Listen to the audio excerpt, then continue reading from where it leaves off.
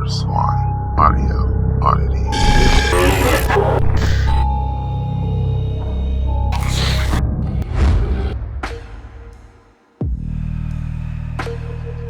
Dante and his brother Cedric have lived in the hood all their lives.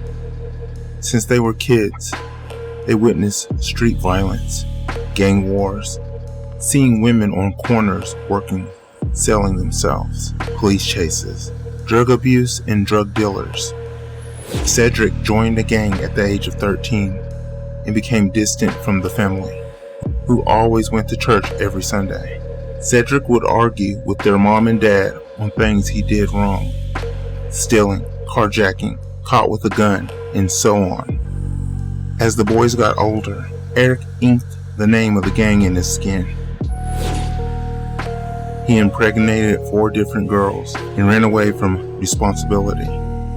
One day, Dante got fed up with his brother's antics and yelled at him. When Cedric was caught taking money from their mother, Cedric put a gun to Dante's head, making him back off. Dante backed away in fear of losing his life. He knew Cedric did some things that the family wouldn't know of, because the gang requires certain types in, and you have to commit law-breaking actions to be worthy of the gang. Dante loved his brother and remembered other times when the family tried to set Cedric on the right path. Cedric just wouldn't listen to them. Dante hated seeing this version of his brother. The gangster, the thug, the careless father. When Dante looked in his brother's eyes, he could see the old him still in there. It was like something else took over his brother and is now wearing him. He hated it so much. When they were kids, they played Nintendo with each other. They played with toys and battled the toys. They ran around outside playing with their friends in the hood, riding bikes, playing football, watching movies with mom and dad on the weekends. The smile on Cedric's face, no longer the childlike warm emotion. Now there's this frown and sometimes this grin that made him look like he was up to no good. One day, after getting off work at the barber shop, Dante got a call that his brother was shot and he is being taken to the hospital. Dante rushed over to the hospital and met his parents. Cedric was shot 8 times at a McDonald's. He was on a date with a rival gang's cousin. Rumors have it she set him up. Before 12 a.m., Cedric passed away from his injuries. Dante couldn't believe it. He knew in his heart someday the life his brother was living was going to be his end. But he felt he still had enough time to try to get his brother to change. Now it's too late. Dante, crying, stood up after the family got the bad news, and he left the area, walking down the long corridor of the hospital. He didn't know where he was going, he just needed to get away. Hearing his mother crying hit him in a way he felt like he would pass out. He was dizzy and felt he might faint. He got to a hall that was dimly lit. He leaned on the wall.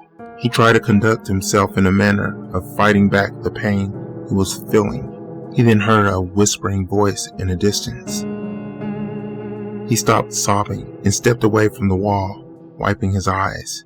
He heard the voice saying, "Not me, not me." He walked down another corridor. Every room door is open in the hall, and inside the rooms there is a red light coming out. The light dances on the walls and the floor from the reflections, like fire. Dante can feel the warmth of it touch his skin. He can even smell a burning scent in the air. He walks by the first room and peeks in. The smell of burned flesh hits his nose. He never knew what that would smell like, but seeing it in person caused him to nearly puke. A young man is standing with his back to him, skin burned all over. His hands are behind his back, tied with some kind of metal rods and locks that embed into his skin, sewing his hands to one another. The body of the man is half burnt, patches of skin charred. The young man jerks his shoulders, trying to get his hands free. The room is hot and burning, with small flames covering the floors and walls. Dante knows the cries of the man used to be that of a child he grew up with, but now of a full-grown man. "Cedric, is that you?" Dante says with a shaky voice. His brother turns to him with his eyes missing. His eyes look to have been gouged out. Bullet holes are in his chest, arms, and neck, one in the right side of his head. His brother is badly disfigured. His body shakes and quivers in pain. His lips are tied shut with black string. Cedric forces his mouth open. The strings loosen enough for him to speak. "Help me!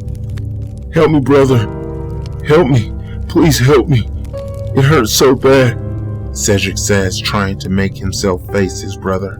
Dante looks down, seeing large black nails in Cedric's feet. The nails are holding him to the floor. "Please, not me! Please, not me! I'm so sorry! I'm so sorry!" Cedric cries out. Dante reaches out to his brother in horror, and then a gust of dark smoke whooshes in, covering the room. Dante wakes up, finding himself on the floor of an empty hospital room. He stands up, coughing, feeling the smoke in his throat. He looks around, seeing no one in sight. A male nurse walks by, nearly not noticing him, as he was on his way to check on a patient. The nurse comes back to the room and tells Dante he's in the wrong area of the hospital. The nurse sees Dante is an emotional wreck and repeating that he needs to help his brother. The nurse informs Dante that this side of the hospital is under construction. No one should be down here and off limits. The nurse offers to help Dante find his way back to his family. Dante agrees after taking a moment to collect himself. Dante looks down the hall as he steps into the elevator with the nurse. He spots his brother standing in the hall with dark hooded figures surrounding him. It's like they are pulling him down and he is trying to stay standing. His eyeless brother cries out to him as the doors to the elevator close shut. Dante sits at his brother's wake, feeling terrified.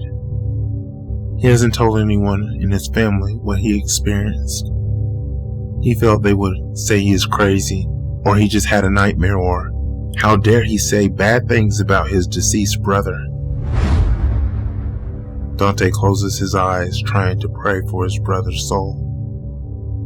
And from a distance, he could slightly smell the scent of burned flesh.